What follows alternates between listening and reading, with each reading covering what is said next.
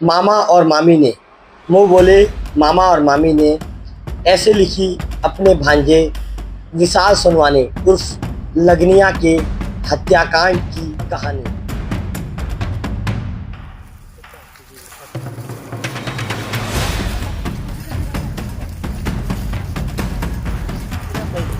तेरह मई को तारीख होती है जब केशव, उसकी पत्नी ममता और ममता के दोनों भाई ईश्वर सुनानी और सागर सुनानी ममता के मायके पहुंचते हैं। और वहीं से ममता विशाल को कॉल करती है, कहती है विशाल तुमसे मिलना है, एकांत में मिलना है।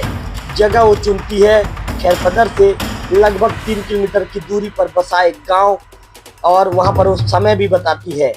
इस समय में विशाल वहाँ पर ममता की बातों में आ जाता है। अब विशाल सोचे समझे शाम ढलने के बाद विशाल वहाँ पर पहुँचता है।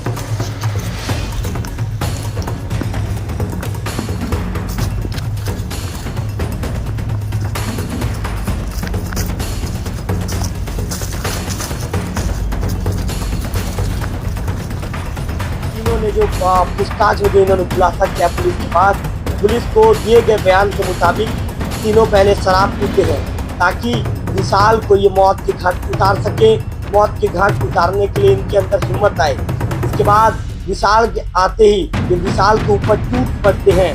डंडों से ही विशाल को तब तक मारते हैं जब तक वो बेसुध नहीं हो जाता, पूरी तरह से बेहोश नहीं हो जाता। इसके बाद ये गमछा लेते हैं और गमछा को विशाल के गला को इस तरह ये घोटते हैं जब तक उनका गमछा फट नहीं जाता। और इनकी कुर्ता अभी भी काफ़ी इन्हें नहीं लगा था, इन्हें लगा था कि हमारी जो कुर्ता ये कम है।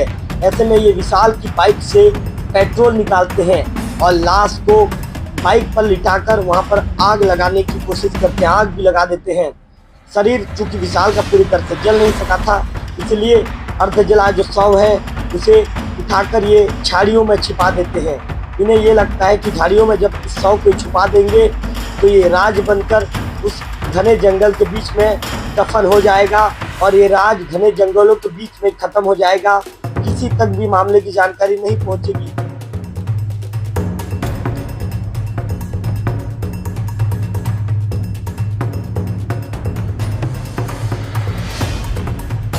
बता दूं कि शव बरामद होने के लगभग 10 घंटे के बाद देवोग और सिनापाली पुलिस ने मिलकर चारों को पकड़ लिया।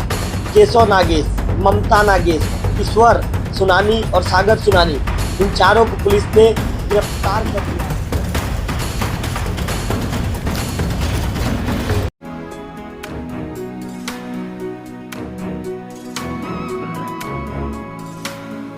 आज का हमारा स्क्रिप्ट रहने वाला है मामा और मामी ने मुँह बोले मामा और मामी ने ऐसे लिखी अपने भांजे विशाल सोनवाने उर्फ लगनिया के हत्याकांड की कहानी। स्क्रिप्ट कैसे तैयार की गई थी, कैसे प्लानिंग की गई थी, कैसे षड्यंत्र रचा गया था, कैसे विशाल को जंगल में बुलाया गया, विशाल कैसे घर से निकला और कहां से विशाल को मारने की प्लानिंग शुरू हुई, आज इस खबर में बातचीत करेंगे।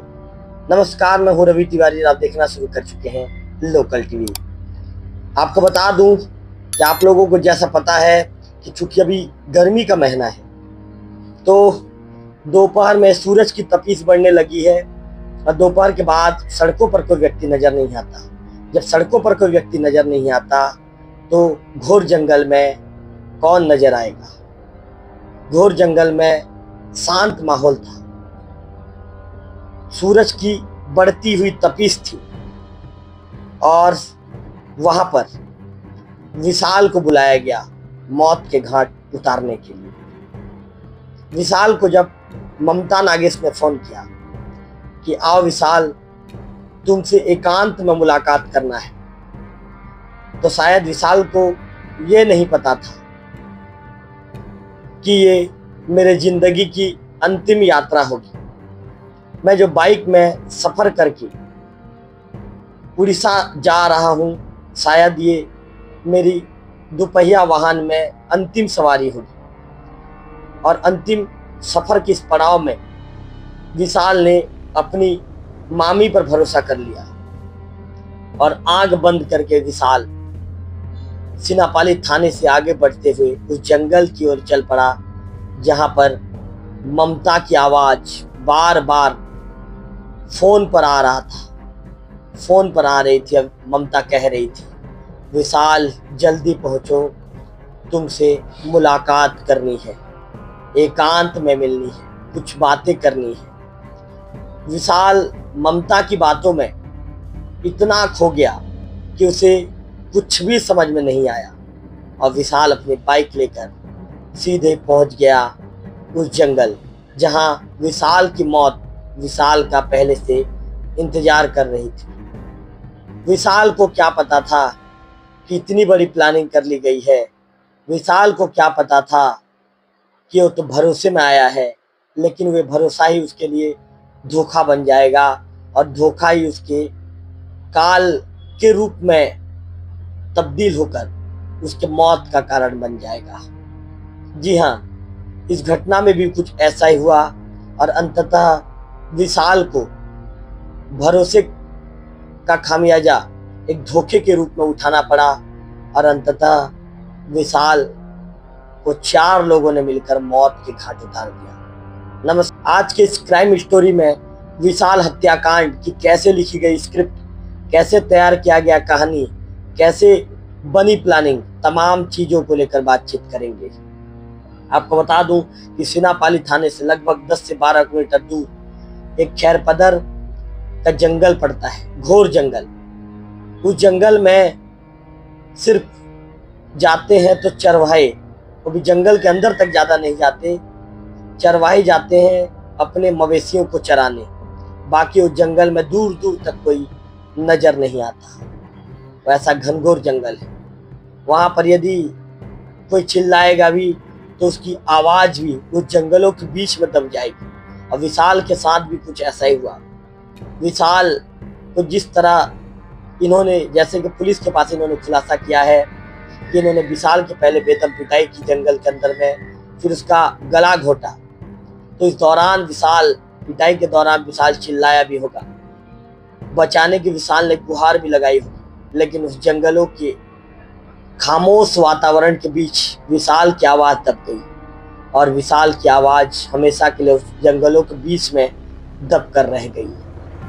आपको बता दूं, सिनापाली थाने से लगभग 10 से 12 किलोमीटर की दूरी पर खैरपदर गांव से कुछ किलोमीटर की दूरी पर एक जंगल लगा हुआ है और उस जंगल में विशाल का शव चरवाहे को दिखता है। चरवाहे की नजर विशाल के शव पर पड़ती है।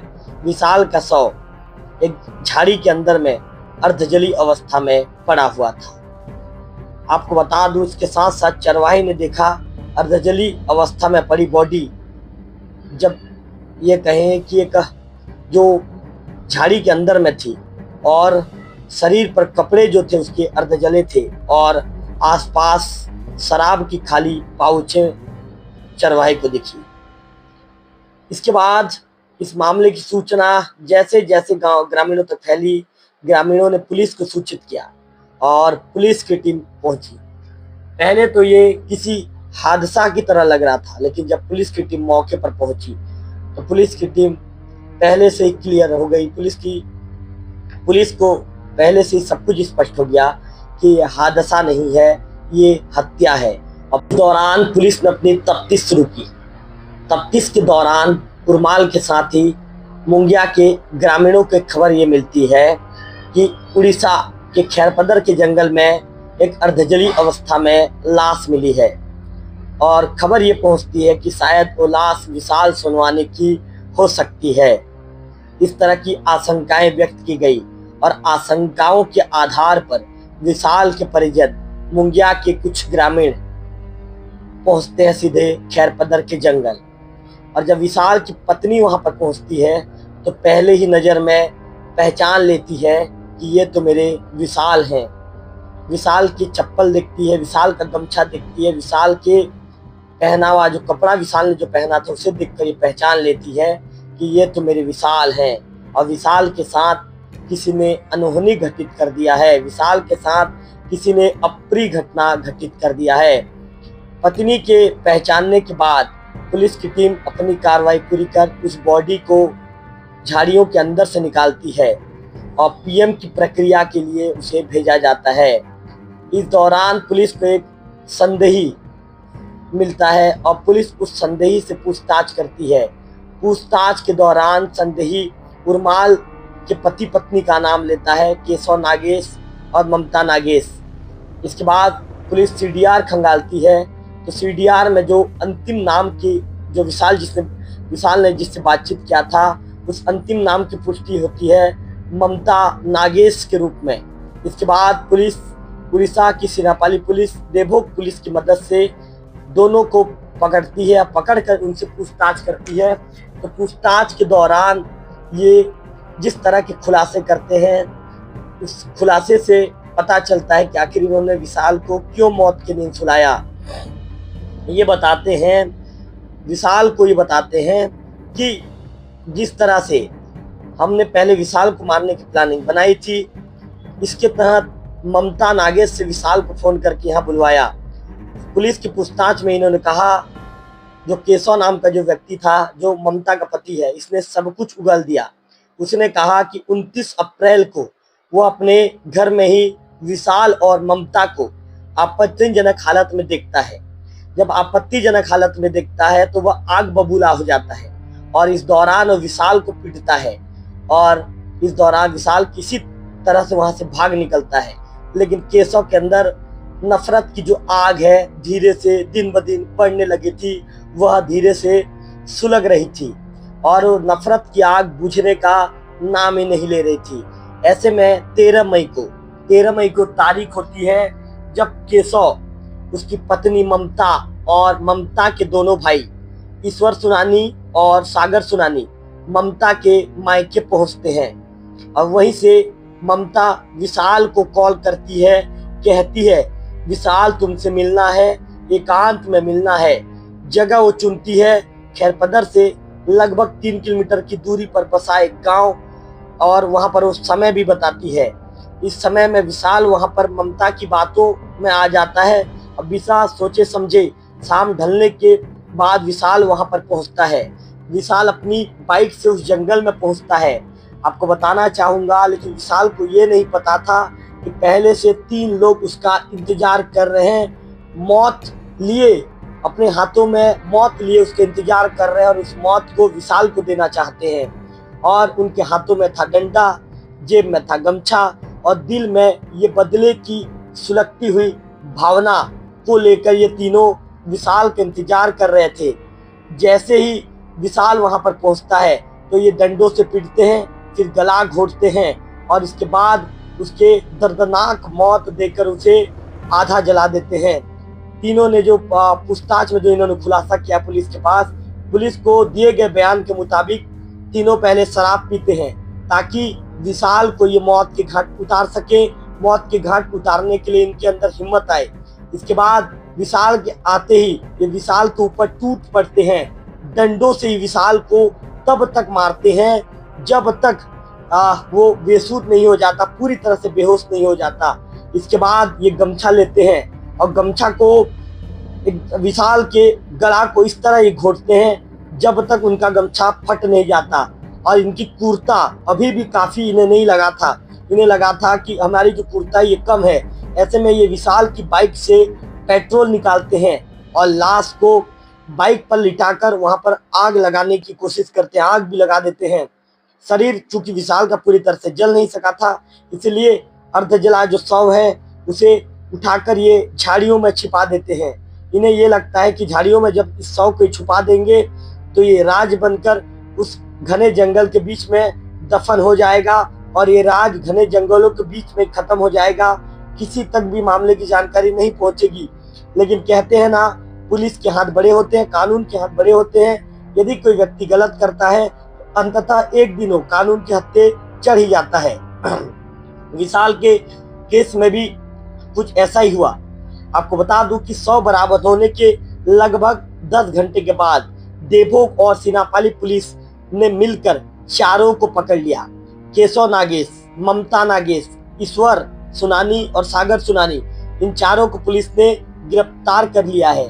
इन चारों के खिलाफ भारतीय न्याय संहिता BNS की धारा 103, 278, 6 ब्रैकेट में 2, कॉमा 5 ब्रैकेट में कॉमा 3 ब्रैकेट में 5 के तहत मामला दर्ज किया गया है। सिनापाली थाना की जो प्रभारी हैं रश्मिता प्रधान, उन्होंने पुष्टि की है कि आगे की जांच जारी है। घटनास्थल से शराब की पाउच, मोबाइल, जली हुई बाइक समेत जो कई अहम सबूत है उन्होंने इकट्ठे कर लिए हैं और पुलिस की जो जांच है इस मामले में जारी है।